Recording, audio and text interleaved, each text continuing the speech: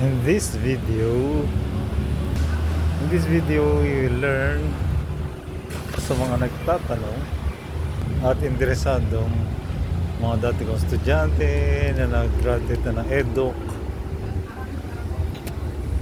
Ayan. Paano makakuha ng work dito sa Amerika?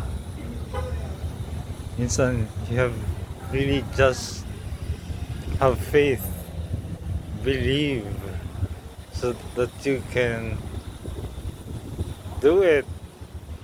Of course, faith in God, and that's the basis, the foundation, your strength, no, confidence to apply.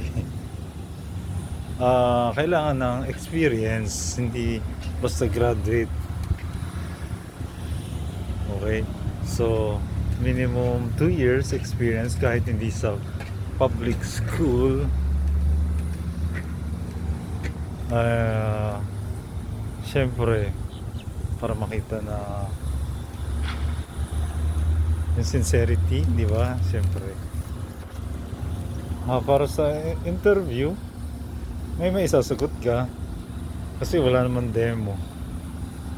Hindi kailangan demo, makikita na yun sa resume mo at sa iyong pagsagot ng mga questions, di ba?